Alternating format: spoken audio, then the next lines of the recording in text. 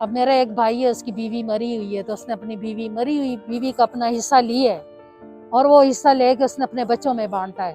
तो क्या फिर हमारे बच्चे नहीं है? जब हमारे बच्चों की बात आती तो कहते हैं ये पराये हैं।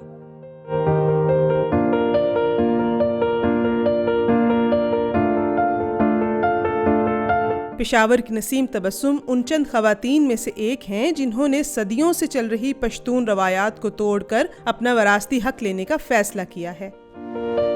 मुझसे जो 2 साल बड़ा भाई है, उससे मैंने कहा है, क्योंकि उसके साथ थोड़ी सी मैं मतलब ऐसे जैसे होते हैं दोस्तों की तरह, तो मैंने उससे बात की कि मैंने कैसे है कि वो असल में घर बना रहा था अपने बेटे के लिए ना, बाप की ज़मीन पर। तो मैंने उसको बोला कि आप घर बना रहे हो तो मैं जिस घर में रह रही हूँ आप कोशिश करें कि मुझे ये बाई लिख कर दे दें, ताकि मतलब मैं सारी उम्र इधर रही हूँ, 40 साल से रह रही हूँ, और फिर कल को मेरे बच्चों के लिए कोई मसला ना बने तो आप मुझे लिख दें। उस पर उसने मुझे कहा कि नहीं, बस तुम बैठी हुई हो तो बैठी हुई हो, तो हम लिख कर नहीं देते, मुझे मेरा हक मिलना चाहिए। लेकिन उसने नहीं किया, तो उसके बाद से मैंने ये स्टेप उठाया। आज मैंने केस किया तो हो सकता है मेरे पर पोते को जाके कोई राइट मिले, और वो भी उसी चीज, उसी केस के ऊपर, उसी प्रॉपर्टी के ऊपर वो लड़ता रहेगा।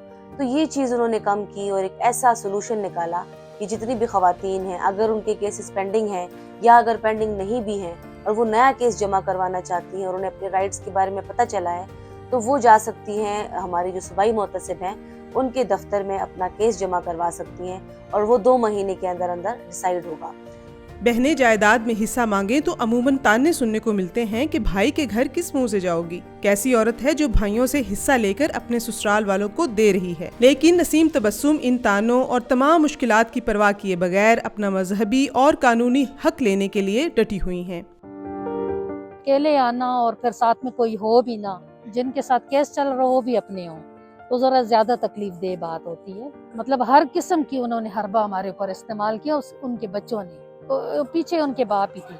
अगर वो बाप उनको रोकते तो ये कभी भी ये इतना मसाइल इतने ना होते। बापों की सलाह की वजह से बच्चों ने ये काम किया, हमारे ऊपर मुख्तलिफ केसेस बनाए हैं, हमें मतलब हमारे बच्चों को मारा है, धमकाया है, मुझे मेरे ऊपर केस बनाया है, अभी भी मेरा केस चल रहा है उस चीज़ पे।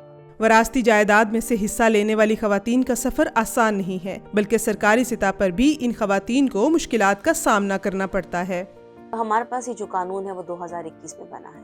उसके बाद हमारे पास इश्यूज जो सबसे बड़े आजकल हम देखने में आ रहे हैं हमें, वो ये है कि जो मर्द डिस्ट्रिक्ट्स की खवातीन हैं वहाँ पे प्रॉपर्टीज जो हैं वो वहाँ पे उसकी रजिस्ट्रेशन नहीं है, प्रॉपर्टीज का कोई रिकॉर्ड नहीं है, जिसकी वजह से अगर कोई खातून केस जमा भी करती है तो उस प्रॉपर्टी के बाबत कोई रिकॉर्ड मौजूद ही नहीं होता। वो अलग बात है कि हमारे पास एग्रीकल्चर डिपार्टमेंट में हमारे पास रिकॉर्ड मौजूद है, लेकिन उसको कितना यूटिलाइज किया जाता है वो एक क्वेश्चन मार्क है यहाँ। ऐसा मुआशरा जहाँ तमाम तर सहूलियात मर्दों के लिए और रुकावटें खवातीन के लिए हों, वहाँ खवातीन का अपने हक के लिए खड़े हो जाना एक नई सुबह की नवीद है। औरत को कमज़ोर समझते हैं ना, उसको देना नहीं चाहते हैं, तो ये अभी से तो नहीं है ना, काफ़ी अरसे से लोग अपनी बहनों को नहीं देते हैं। अगर अल्लाह ताला ने इस चीज़ बेटी को उस चीज़ का हकदार बनाया है बाप की जायदाद में, तो होना तो चाहिए। हमारे लिए कानून पास हुआ है औरतों के लिए, तो फिर हम उस चीज़ से फ़ायदा क्यों नहीं लें।